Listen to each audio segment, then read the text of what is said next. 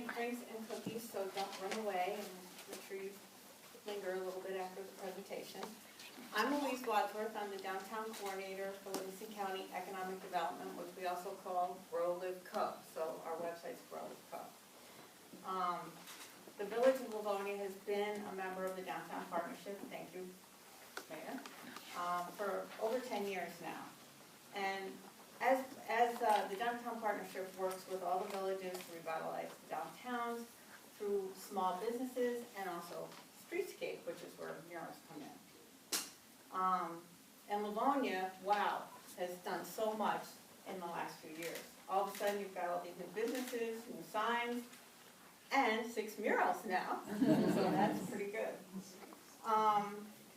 Grow Live Co. was able to award the Village of Livonia a grant to help support this mural.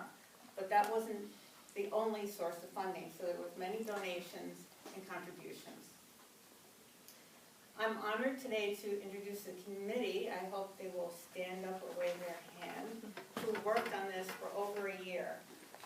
Annette Mead is not here with us today, but she is the village board trustee, and she was the lead on this committee.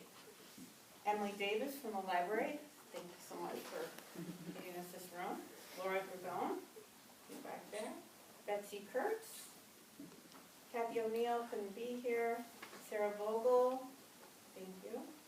Teresa Denning, way in the back. And Francine Miller, thank you. So they worked on this for over a year. And also Gina Horan, I want to mention you. She's taking pictures. The clicking noises, sorry. She's taking pictures of the whole process. We're so happy to have those, and hopefully we'll be sharing those too. I want to thank the Livonia Library for hosting us. Also, I want to thank Chris Hoffman from DPW for all their support at the mural site. They were flagging all the time whenever you were working. The mayor and the village board, of course, for the support of this project all along. Not only did the committee meet on a regular basis, but they also volunteered to be out there flagging in that hot sun. And boy, that was hot sun, wasn't it? we picked like the hottest year ever to do this. I was an advisor to the committee, and I also donated my Airbnb for 2 weeks so he could stay there. That was my contribution. So nice. Nice place to stay. And I also want to give special thanks to the Denny family. Brian is here too, Brian Denny. They have been immensely supportive. They paid for the restoration and preparation of the wall, which is so important to the longevity of the mural. So I felt like it was really well prepared. And Tim was happy when he saw it. He thought it looked like a good surface to paint on. They also hosted Tim for meals while he was here. So many individuals and businesses contributed to this mural. And contributions of over $400 will be listed on the wall as sponsors. They are not on there yet. That's still to be done. But we appreciate every donation, from generous gift cards, which you're still madly trying to spend, and cups of coffee. It all helped to make this happen. So yeah, you guys spend those gift cards before you leave town. The committee used the guidelines that we developed when we did Live Co walls in 2022. If you remember, we did 9 walls, 9 villages in 2022. And we had a really wonderful consultant, Alex Hall, who showed us the ropes on how to do this. And we used all those principles with the committee to make this happen here in Livonia as a one-off. So, and well, I won't. Tim did do the mural in Caledonia during 2022. So that's how we knew him, and we always wanted him to come back. Part of this process is the committee developed a creative brief, and I do have a few copies here if you would like to see it afterwards. This detailed everything we thought a mural could represent about Livonia. Things such like the history, the lake, nature, and community pulse are the things that we enumerated there. And And what we do is we send that out in the call for art, and then the artist picks something out of that creative brief. Well, there isn't a creative brief of blue heron, so that's how we got that. So we still have this creative brief that if we want to do another mural, we can use this for the next one as well, and the artist will just pick something else out of that. So the committee did receive a few designs, and we voted on the ones that we wanted to, what artist we wanted and what design we wanted. So that's how this particular design came to be. But Tim's going to talk more about the whole process, I think. So happy to introduce, actually, Tim Parsley, our artist. He's from Fort Wayne, Indiana, and not only is he a professional artist and an associate professor of painting and drawing, but I don't know if your exact title is up here. He is also teaches mural painting, so I think that really gives him a little extra potential in my mind. His work is so exceptional and highly prized, and as I said, he did the trout mural in Caledonia. Now they have the trout festival every year because they're so proud of their mural. So now we have 6 murals. I think we're calling this one Lift Off in Livonia. Oh, That's pretty cool. Thank you. You came up with that. So I'm going to turn it over to Tim and let him tell you his story. Thank you so much for being here. Thank you to all of those that Louise mentioned. You know, I did get to be a part of that festival in Caledonia, and there was something absolutely beautiful about that experience, not just in that town, but in this area. And you guys have just helped represent this portion of the county even further, where it just felt like from the moment I got here, everybody was not only excited to have somebody here to work on a mural, but was just finding every way they could to say, what do you need? How can we support you? Is there anything I can go get for you? And it was just, I mean, I never, I don't get that much treatment in any part of life where it's like, hey, we'll get this for you right now. Is there anything else you need? A back rub or something like that? Nobody offered that. It's really been lovely being here. And so I'm just going to talk to you for a little while about several of the different things I do, either that inform what I do as a muralist or kind of extend beyond just the mural painting in other aspects of public art. And so I do carry a few different roles. You know, this, I don't know if this is my best side or not, but this is usually the side somebody sees if I'm working on a mural, and often with that same red scap on, which now looks like, this was in 2018, so the red scap is barely hanging on at this point. But I do work as a professor at the University of St. Francis in Fort Wayne. I've been there since 2013. My wife is right here, Flora, and our 4 kids moved up here at that point, up to Fort Wayne. And so this will be my 13th year there. And I'm program director for the studio art program. Inside of that, I do teach classes that are related to public art. I'll talk a little bit more about that later. I work also in my own studio, and I'll show you some examples of that work as a public artist, as you know. And then I've had the opportunity in the last few years to be involved kind of beyond those realms in my community as a part of the Mayor's Public Art Commission. And also I work right now as an interim executive director for a local contemporary art gallery in Fort Wayne. I've been doing that for about the last year, but I've been a board member with them for 5 or 6 years. So I'm going to kind of focus on 3 areas. The first being studio, the second being walls, and the third being sort of the classroom, but not just a typical classroom. And so I'll start here, and what I want to do, I'm going to play a video because I feel like this gives you a little, this was a video that the university actually made,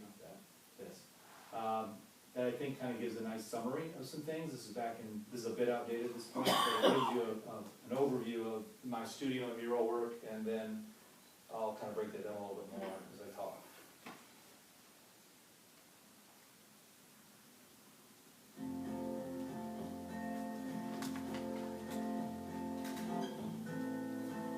Well, I actually had an entirely different profession. For like 13 years of my adult life, I worked in a different field, and yet always knew that I wanted to be an artist. And after years of putting that aside, but getting increasingly depressed and disconnected from how I'm wired, I decided I needed to make the jump. And so coming back into art was really a coming home to my first love, my first interest in terms of what makes sense to me.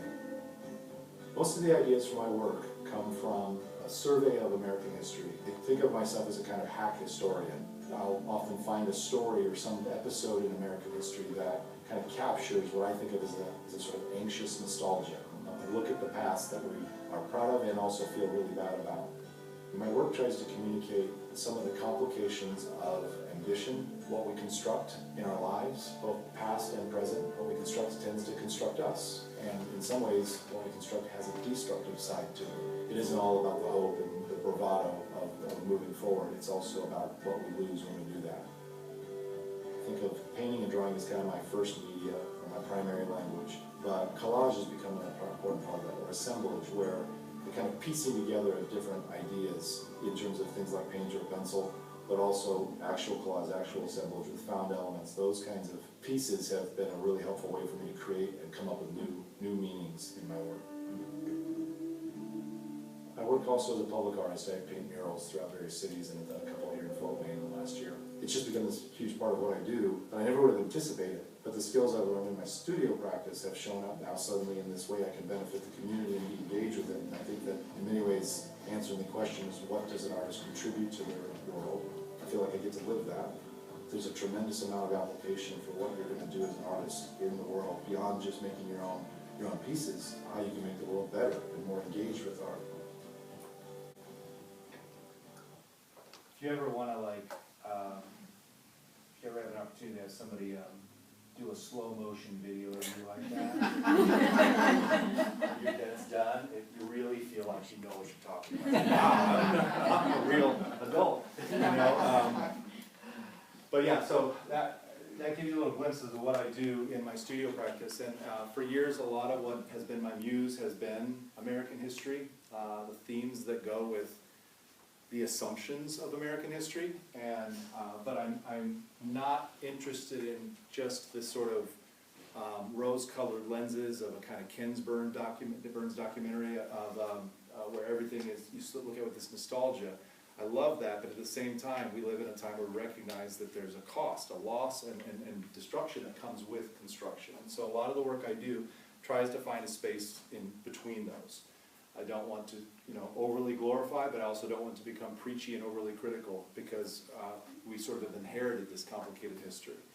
And so as the work I do does operate kind of like with a collage mindset, where I'll come across either images from American history, like Washington crossing the Delaware, or stories that capture my attention as kind of curious stories from our past, that then become a springboard into pieces I make. And so this painting is the largest painting I've made, not including murals. So this is a 6-foot by 10-foot painting, and it was kind of a centerpiece for my thesis work. But this is a piece called After the Meridian Brightness, and the inspiration for it came from when I was kind of researching things about the founding of our country and its independence. And there was a moment at which not George Washington, but King George had declared that the American colonies were now traitors and we were guilty of treason. And at which point Washington is supposedly having stood up and said, we have to stand against this, not in the kind of quiet back alleys or secret areas, but in the broad light of the sun and its meridian brightness, right? Like in full view, we have to stand against this. Well, this is after that meridian brightness, when there's a kind of somber aftermath and leftover and feeling of the sort of, so there's some symbolism in here. For one, that's King George's chariot in the background, kind of falling into the mire there. This is a mattress representing sleep, and he talked about the dead laying George Washington, the dead all around him like those sleeping. And the American flag, which is both now become this symbol of pride and strength, but also this cumbersome thing that we carry with us that's hard to sort of travel with and know what to do. And is for some perhaps a shelter. One of my favorite parts, personal favorite parts about this painting, is that this painting doesn't fit very easily anywhere in our house. Right now it's taking up an entire dining room wall. It was in our living room. And for years, our Christmas tree was always stationed right like here in the living room. So all of our family photos of the Christmas tree had this guy in the corner. And a kid like this just think it's the funniest thing. It's like, well, you got an artist for a father. I don't know what to do for you guys. So that's kind of an idea. There's other pieces that sort of do a similar kind of thing. This one's called We Took the Stars from Heaven. you may recognize as one of the classic George Washington presidential portraits, or part of it is, but I was interested in him as a character and his description at the time of what the flag symbolism meant. And he talked about how the red represented their mother country, but the white stripes that separated it represented their liberation and liberty from that. But the stars, of course, in very typical kind of American bravado, well, we took the stars from heaven, right? You know, and so there's a certain kind of pride that is to the degree that it's heavenly, you know, that is often running through our history. But it does come at cost, and so a piece like this is a bit unique because this one is not only a painting, but it's also actual collage. So Thunder on the Plains, I have a love for the bison and its sort of iconic role in our history as something that has had a rich history and then one that's very threatened and nearly lost. And this piece is kind of that double play on terms, the idea of the bison being thunder on the plains, as well as the locomotives that nearly kind of spelled their doom. And, you know, hearing stories about how there used to be Sunday school classes that after church we'd all hop on the train and just for fun go just shoot bison through the prairies as a fun Sunday afternoon activity, right? And so you start to think about these forces of progress and destiny and a perception that this is sort of God's land that He's given to us, and yet what is in the wake of that? What is the cost of that kind of thinking? And so, you know, again, trying not to get a close up on these things. Took a while to cut those trains out, but that piece was one I was happy with. But there are some that definitely kind of speak to that destructive quality a lot more direct. And again, I'm trying not to necessarily condemn or critique so much as to sort of bring a sober understanding of how we think about our past. And I do think of American history as a bit of a construct of all history. I mean, our own personal histories are often a construct. You probably in a family, when you talk about stories from when you all were growing up, all the siblings see that story very differently. You know, like we have different ways we piece together and make sense of the past that fits how we think. And if I say something like Abraham Lincoln, we all kind of wheel him out on the stage of our mind, but that same figure doesn't mean the same thing to everybody, right? And so the way that we think about the past is something that kind of tends to be, there's a history, there's probably an accurate history, but we all have our versions of it, right? And this was a piece that probably was, in some ways, the most contemporary in terms of its commentary. It's called Monument. I made this during a lot of the debate about what do we do with these monuments that we have erected all over the country from the Civil War, and how do we do that? So if you notice here, you've got this giant monument, you've got these men who clearly look like the kind of men who are the deciders of things, and you have remnants of destruction, or not, I'm sorry, of construction, you know, plywood, boards, things that are left on the ground, and then of course there's a kind of victim underneath the weight of all of this. And so that's the kind of sort of symbolic terrain I like to work in. Sometimes I'll pull directly from well-known paintings, like this painting called The Oxbow by Thomas Cole. And the moose is a feature for me. You know, one of the things that got me really excited about this mural is that I've got a little wish list, and great blue heron is one of the animals on the wish list. So thank you for showing me that. I still have yet to find a place to put a moose. I want to do a moose someplace, but I haven't had that opportunity yet. But the moose stands for Jefferson.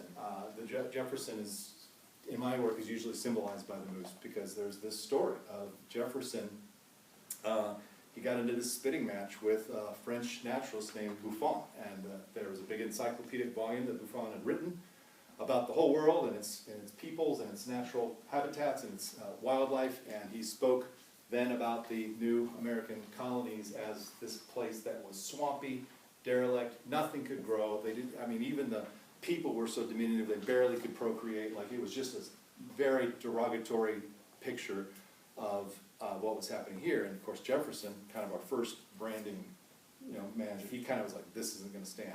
So argue back and forth, and finally he said, I can prove that we can grow big things here. So I want to prove this to you. So he sent his scouts out with the mission, find me the biggest animal specimen you can find and bring it back to me. Well, they found a moose. They killed it, drug it back. Apparently it was in shambles. There's some stories that say they even had attached like giant deer antlers to it just to kind of make up for the regular antlers falling off. But Then they packed this thing up, shipped it overseas, reconstructed it, which to me is just fascinating that they did this. And it made it there, and apparently Buffon agreed, said, oh, I've been proven wrong. I will revise my encyclopedic volume on this. And then he died before it published or anything like that. So this whole story of sort of sticking our chests out, showing what we're capable of, and at the same time, the sort of tragedy and absurdity of that whole process is that. And so this piece is a little bit more about our way of viewing the horizon and our history of art as well, but that's the role of the moose. My work in collage is, I usually, people think that when you're painting, it's like this free-form love affair with oil paint on a canvas, and you've got like the beret and the brush and the glass of wine simultaneously, and it's not like that at all. Painting is generally, for me, quite stressful and pressured. Drawing is a lot more meditative, but collage is just play. Like when I can play, and I can also just be told it's time for dinner, and I don't have to clean up anything. I just walk away from the things and it's all there. So it's very compact and works well, but I get to play and see what sparks. And so a lot of the work I do tries to play with this tension between and flipping things inside and out so that we start to see what we assume about our history as something that maybe we could think differently about. A lot of the work does touch on the role that our progress has had in terms of the natural world, whether that be the land or the wildlife, and the assumptions that come with abundance. I've got a mural I'll show you in a few minutes that involves the passenger pigeon and its loss, and so the idea that something can be so prolific and then it's not, and that it's not because of just some remote area, or it's because of our presence and what we do. And so that to me is an important theme. But other times the work is more playful and kind of tries to target somebody who is a significant person and what their role was. And I'm going to come back to this image in a little bit, but this was a collage I did about Walt Whitman. Okay, so that's a little picture of my studio work. My mural work is in many ways very different in its visual sensibility, but it kind of comes from a similar place, a similar desire to sort of remind us of what was here before, of what the beauty that's around us that often we tend to just not even think about. I've talked to several of you about that somehow Livingston County has mastered the art of slowing down sunsets. I don't know how you all do it. It's like when I came a few years ago and I was telling Flora before she was able to join me there too, it's like you can't believe the sunsets. And it's just the same. So I don't know how much you guys still notice that, but I'm here to tell you, they're not that cool elsewhere. You guys have something very special. But if I can make work that somehow draws attention to those things that we've sort of all come to just expect, that's something that I think is rewarding about the mural work I get to do. So when it comes to walls, I never thought I would do murals. I had no intention of it. I'd gone back to university to study art as a second career, had a family in tow, and we were kind of rebooting. And as I was finishing that degree and figuring, okay, now what do I do?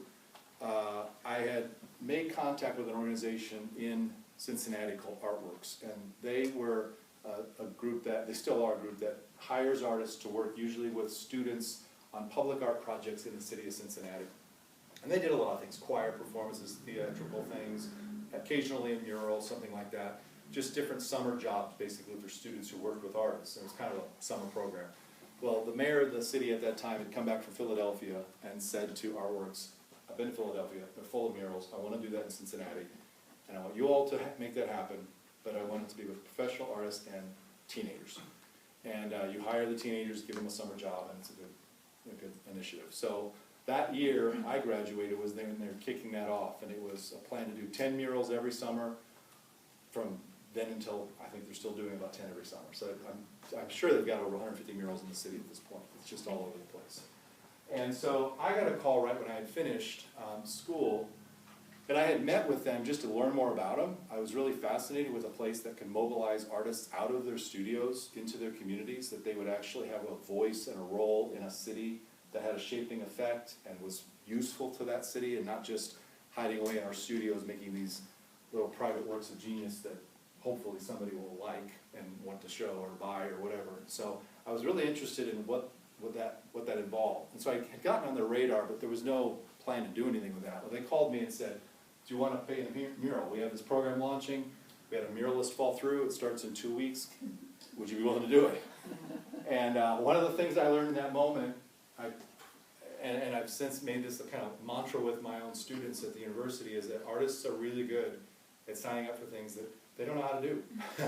And I'm like, well, I don't know acrylic paint. I don't know that big a painting. I know oil painting in my studio. I don't know how to do that with a team. It's just me.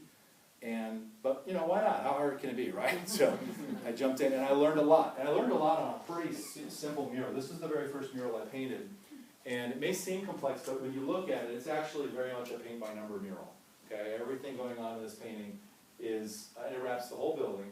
These are faces of students that were on my team. Oh no, actually they were part of the program that summer. And different art forms, okay? It was pretty straightforward. But what I learned was things like how to mix paint at a large quantity. So at the time I was working with artist grade acrylics, the artist colors you would mix on a palette, except you're not mixing on a palette, you're doing it in like a 5-gallon bucket with a drill to mix that color, which is tricky, you know. It's one thing to pull a little bit of paint over and say, I think that's the right color. It's another thing to pour like half a gallon into another one and hope that you didn't just waste that half a gallon of paint, all right?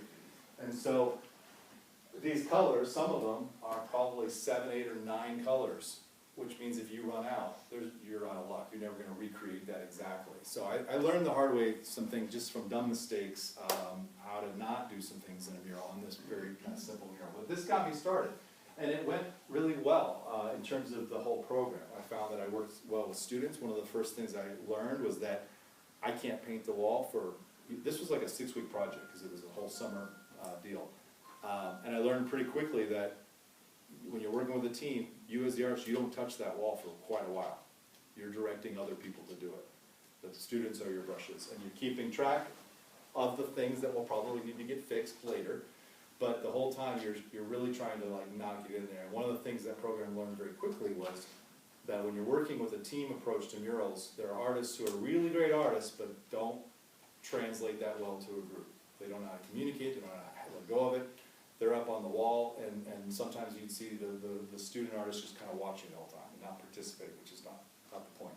Or other times, if the artist is on the wall painting and the other students are also painting, the artist will be like, okay, I think, and then they'd step back and be like, whoa, what have you guys been doing? This isn't what I had expected at all. So, like, there is a kind of dance to it that you learn. And I got the chance to learn that, and it worked out really good for me. From that point, not only I started doing more murals in Cincinnati, I was able to, they asked me to start teaching their other first-time muralists that they would bring into the program. And so I had had teaching and speaking experience in previous career and everything, and so I felt comfortable with that. But I remember leading those first-time muralist workshops. I would sit them all in the room and we'd start talking. They were like me, where they worked in studio, they had good art skills, but they'd never translated it to something like a wall, and especially with a group of people. And I said, well, this workshop is called First-Time Muralist Workshops, or how to make the biggest painting of your life with a bunch of people standing in the way, right? Because it's a coordinated effort. And so we had a lot of fun getting to do those kinds of projects. Sometimes they were challenging. This project was based on a guy who grew up, actually a peanut vendor in Cincinnati who had passed years prior. But there's a guy who was still living, who was kind of reenacting him at the opening day parade for the Reds team. And so this is actually a depiction of a guy named Jim Tarbell, who's still a living, sometimes politician, sometimes not politician. And he was very involved in a lot of the changes going on in the downtown part of Cincinnati. And that was a bit of a lightning rod kind of role, where you had people who loved him, who would say, this whole area has renovated because of people like Jim Tarbell. And others would say, this Jim Tarbell, he has everything that's wrong with this neighborhood here. And so a 6-week-long project, we didn't get to start with full approval until 4.5 weeks in. And that was when the building owner finally just said, it's either Jim Tarbell or you're not painting on my wall. And I was like, I'm just going where I'm told. But it was a great opportunity to talk with students, not just about a painting process, but about public art. And how public art can sometimes be divisive. I mean, you look at it, it's just a nice guy in a tuxedo. I mean, what's so controversial? But when you start to see the history of a place, you realize you're touching a nerve. And sometimes that hits well, and sometimes it doesn't. And to be able to walk students through some of the controversies and challenges that public art can have was a really rewarding experience there, but not one that we had originally planned, obviously. A few others in Cincinnati. This is one I did in partnership with the Taft Museum of Art, where their only criteria was to go and find a piece in their collection and then make some kind of public art out of it. So this is based on a painting by an artist, Cincinnati artist from the 1800s named Frank Duveneck. It was originally of a boy who, if you saw the rest of it, he's holding this big bushel of vegetables, and in this hand he's holding a cigar and he's blowing a stream of smoke, and it's called The Cobbler's Apprentice. And it was a working class painting that he did, a portrait. I loved the painting.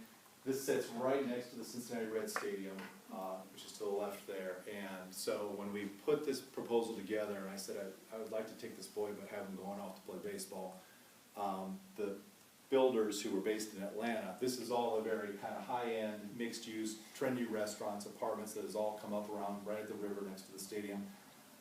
They saw the proposal and they're like, this isn't really the look we're going for. I mean, the kid looks a little dingy, doesn't look like he's that happy, and we're like, trust us, Cincinnati, it's a working class town, it's got a history of baseball, they will love it. And right now, there's supposed to be a giant building right here that is like gonna block it. This was painted back in 2015, 14, 13, something like that, and there's still no building. So I like to think that the mural is holding back, probably just people not agreeing and coming to a deal, but it's still got visibility. So when you're walking down the main street, Vine Street in Cincinnati to a ball game, you're seeing this kid on a giant scale. I mean, I just love that. And I love the fact that the builders trusted us, because the community loves knowing that that's our story, that's one of our artists, that's one of our things, our major values. Another one in partnership with the Taft Museum was this piece, which sits directly across from the historic Music Hall in downtown Cincinnati. If you ever get to go down and see Music Hall in downtown, you'll look across, you'll see the what's called the Golden Muse. It is based on the committee at the museum. When they saw the proposal, were like, what is this from in our collection?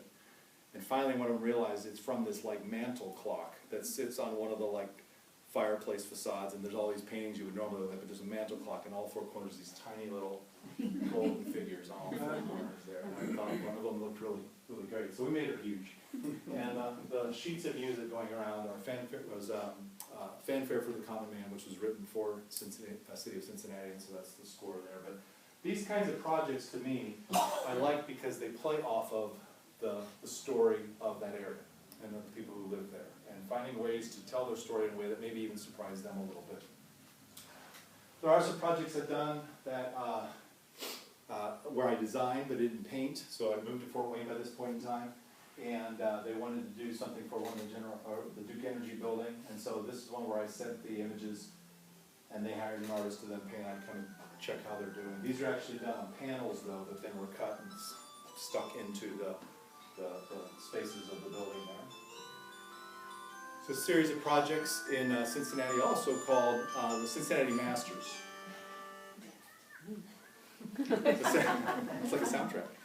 Cincinnati Masters, where basically these were murals that were, the images were by artists who were part of Cincinnati's art history in one form or another, and then they would hire an artist to come and do it. So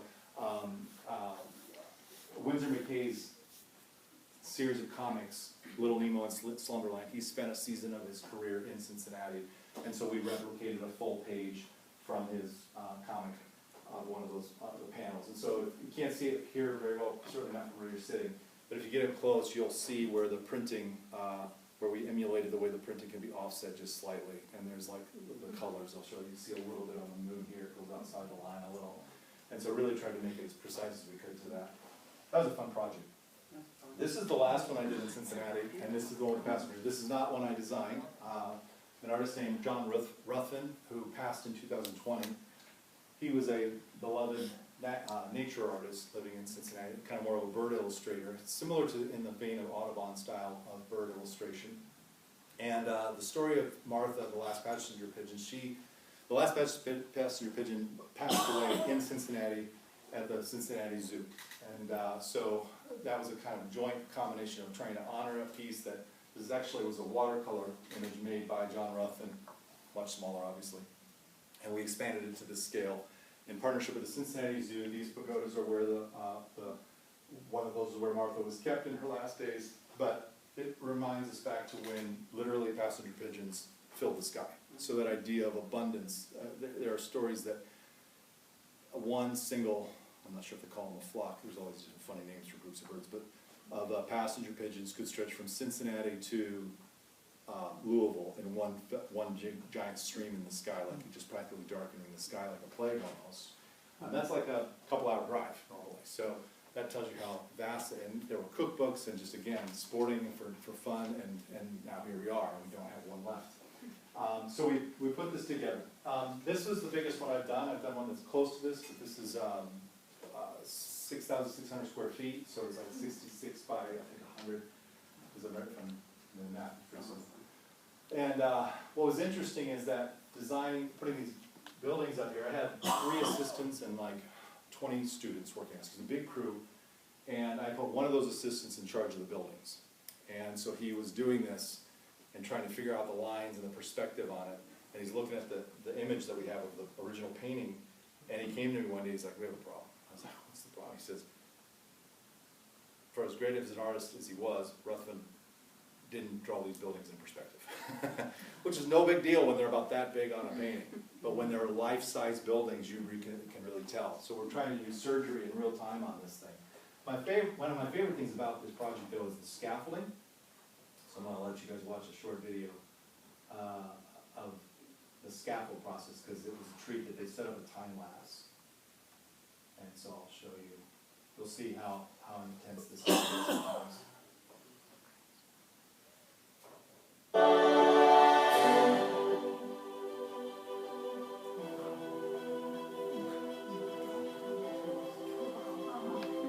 So there's an internal stairwell here. And you can see some of the process. This is what's called the block-in stage. I'll talk a little bit about that again, where everything's very flat and simple. That was happening for sections of the wall out here in Livonia. And it starts to come down. There you go. So those scaffolds are anchored to the walls, and they claim that you can pull the supports out from the bottom legs and they'll hold themselves up on the wall. I didn't need to try that. You can kind of get a sense of how big these things can get. Just a few more murals I'll mention. I think I've got some over 30 or some murals throughout, but I'm not sure I need to do a count. But this is one that we got to do in Nairobi, Kenya. We're working with a group, church that we were involved with that was doing work with a school, as well as we had a medical clinic set up for that visit that we were there. Actually, my wife was involved in helping with that. She's a nurse. And so they just handed me a brush. Like, I'm not in the medical, give me the brush. And so what was really fun about this project was, we had some people in our group that went on the trip that helped, but we were able to employ some of the men in the community that would normally just go off into Nairobi looking for some sort of work for the day and come back, and we were able to hire them to help with this, which means that none of my crew spoke English, and no skill level at all, but it was like, okay, take this color, see that shape, fill that in. And it was a really rich experience. We did it in just a handful of days. I think it was 3 days. It's pretty simple. I know it seems very colorful and all, but you can still begin to say, like, that's a shape, we'll color that shape in. It's very straightforward. Not a lot of technical development there that is hard to do. The scaffolding, though, by comparison to what you just watched. We're literally looking at branches, some old doors, rusted nails, rope.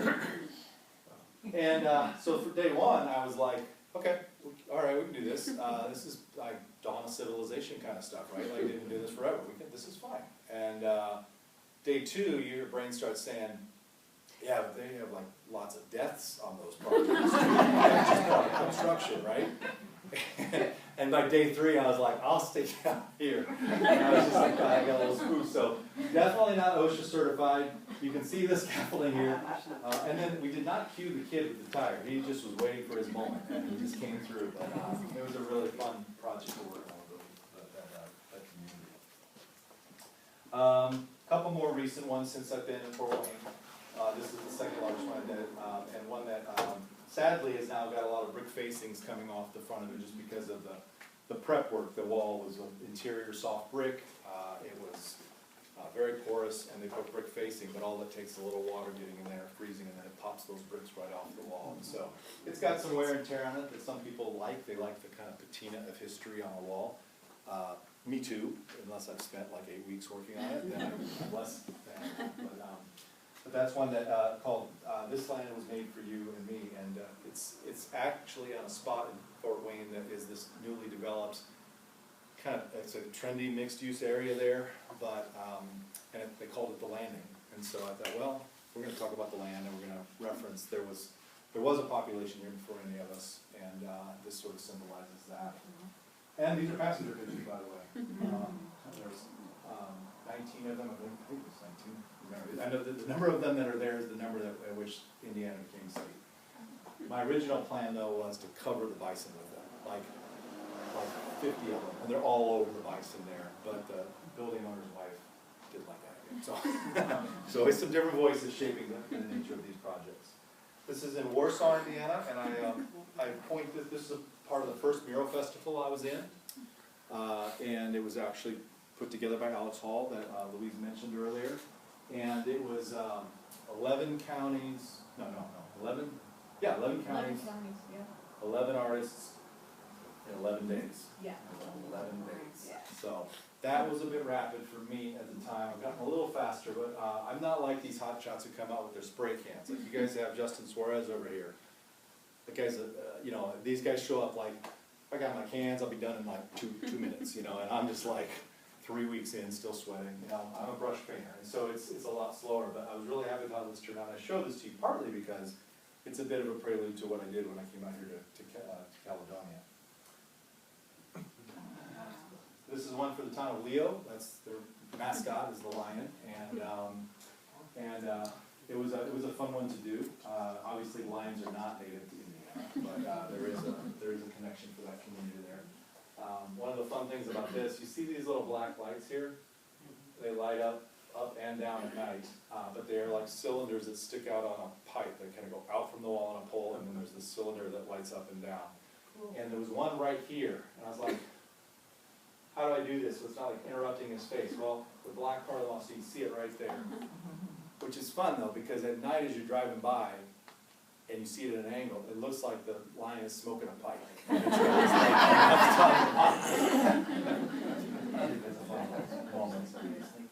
Smaller one I did in Elwood, Indiana. This was another mini festival in town, just for that town.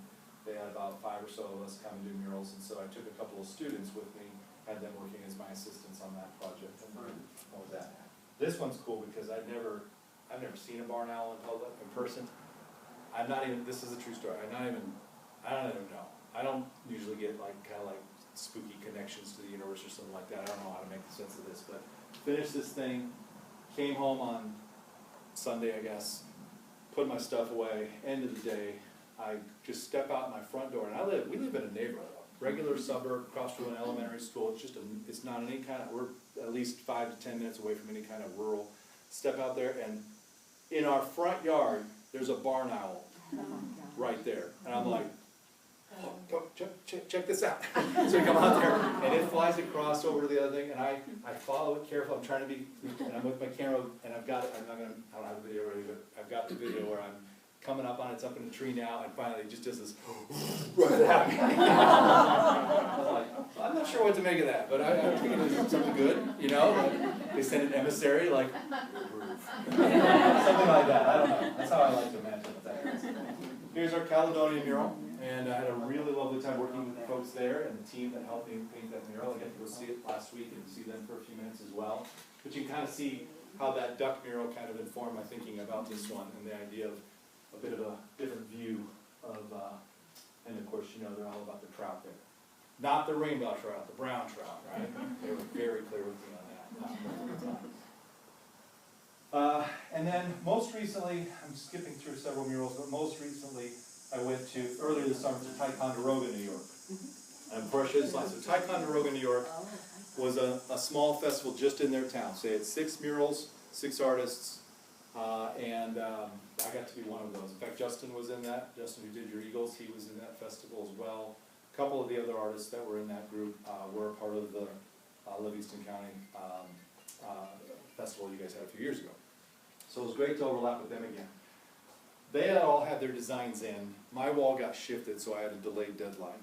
And so as I was finishing up my design, I was looking at their creative brief, and it mentions black bear. They didn't mention moose, even though they all say they've spotted them.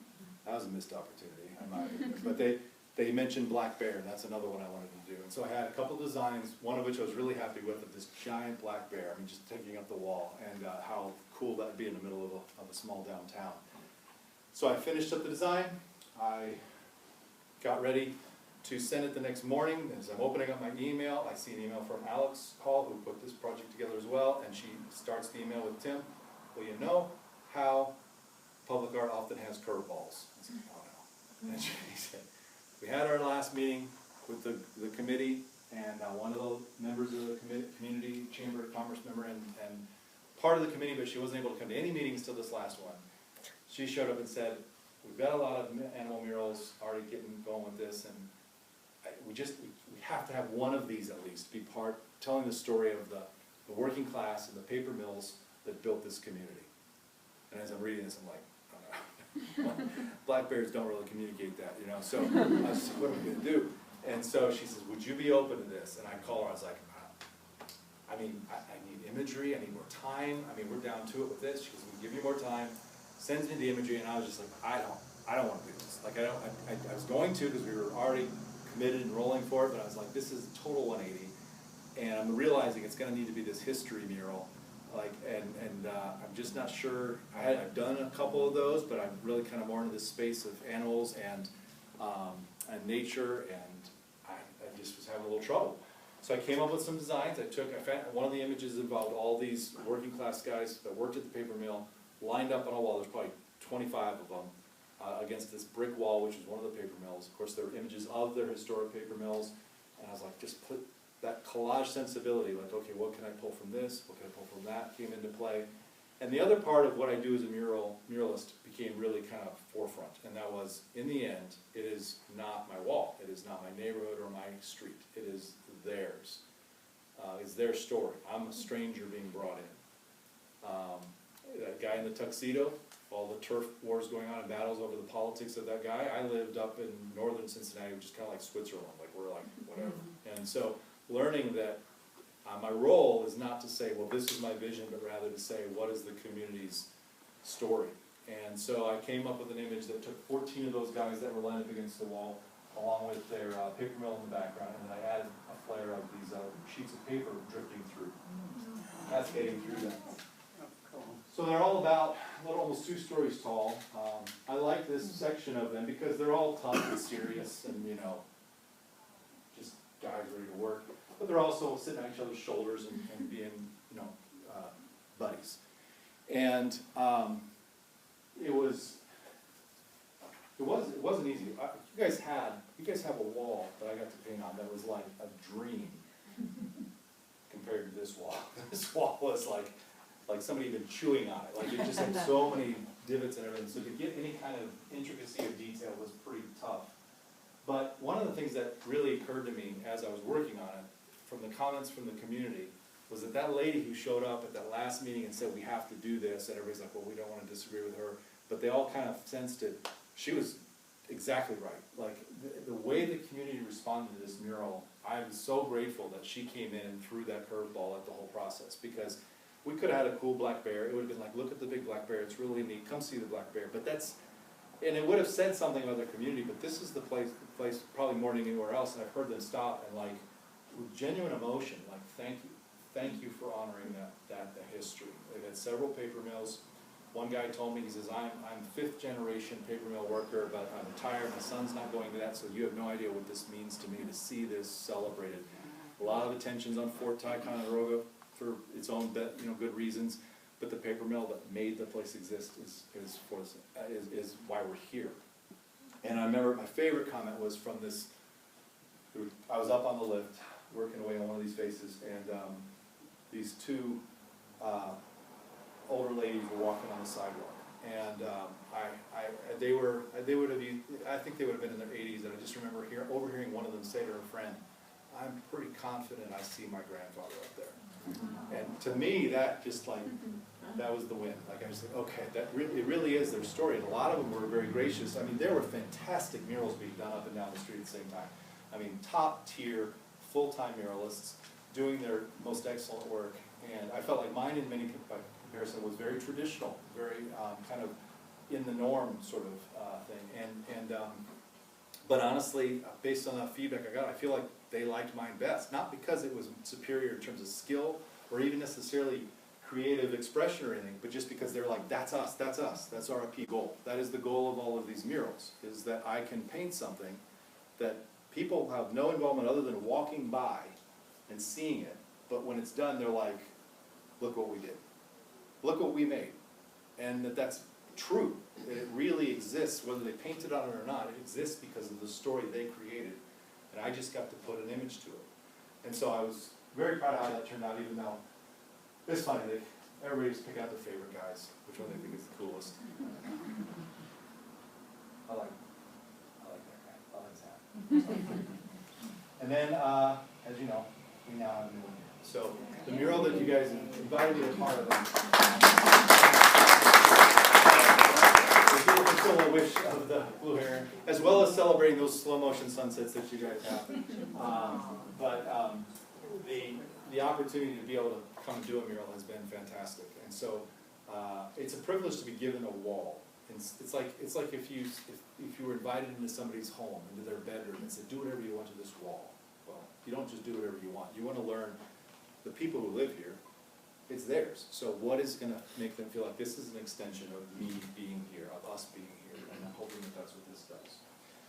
So if you'll indulge me, I'll try to go through one last section of this, and that's just the classroom. This isn't as I'm not going to break down everything on this, but when I say classroom, I mean something beyond just like a typical normal school classroom.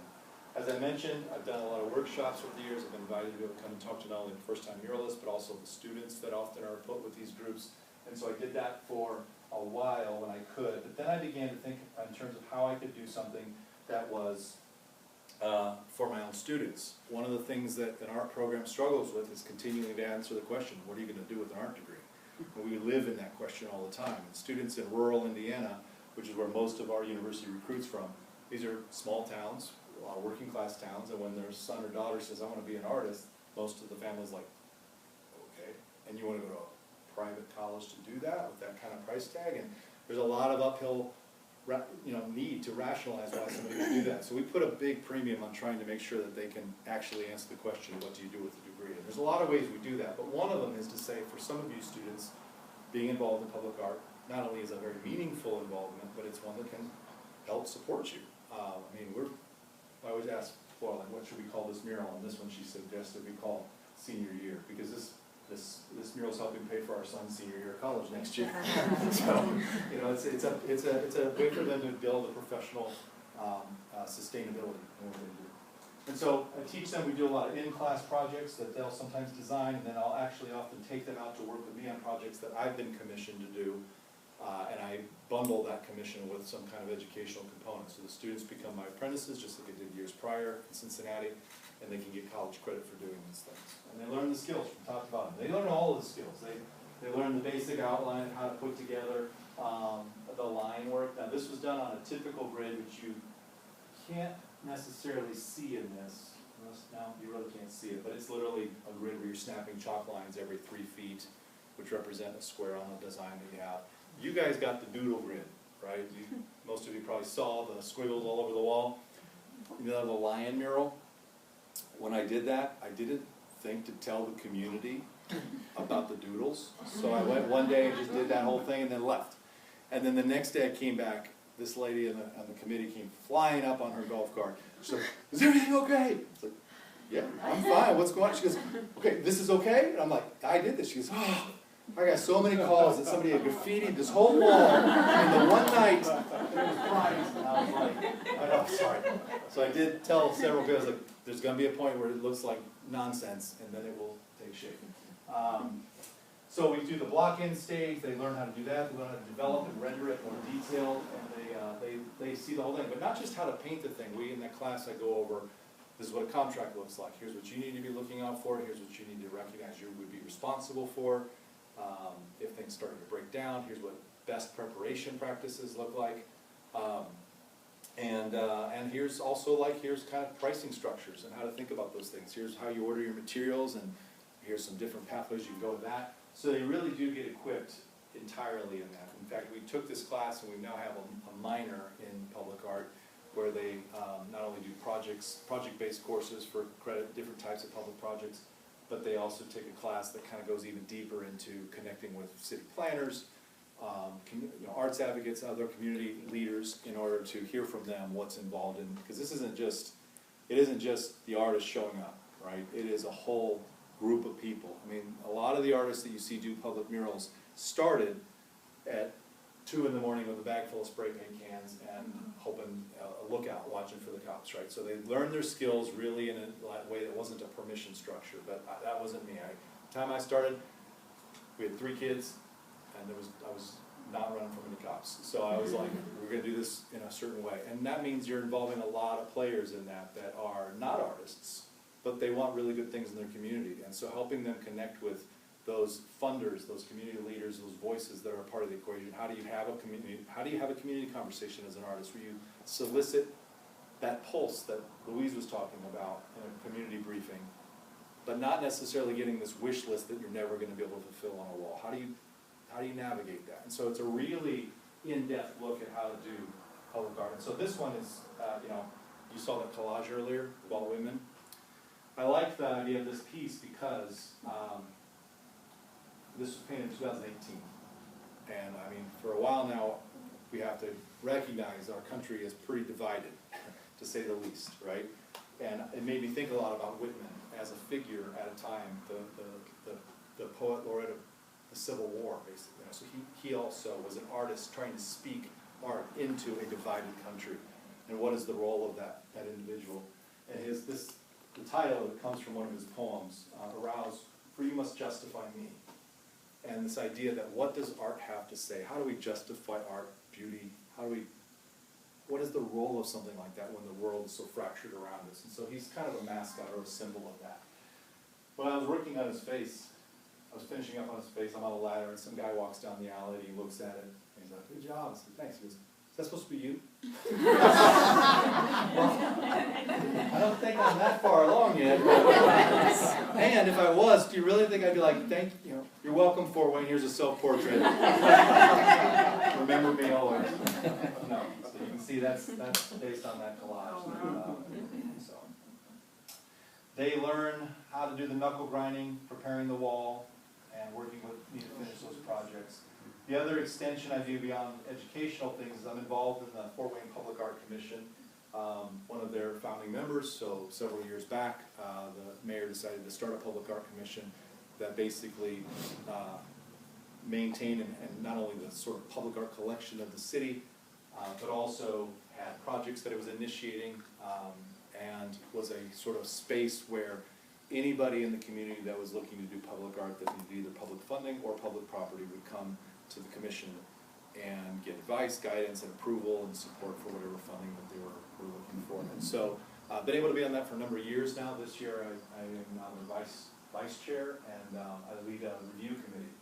And the review committee is the part of that where if we do our own big projects, we do a big call, put the call for qualifications and then for proposals. It's a formal process for sort of the higher dollar projects. But the review committee, I get to see projects that come from everything from like a giant roundabout project that the city is putting out in their public works division, all the way down to an elementary school that wants to do a crosswalk mural, And they come and talk, and I get to be on the front row of helping problem solve and think through the details of that, and then help those things launch. And so I absolutely love being involved in that part of my city, because I get a front row seat on all of that and get to help encourage those things to not only happen, but to be done in a quality way.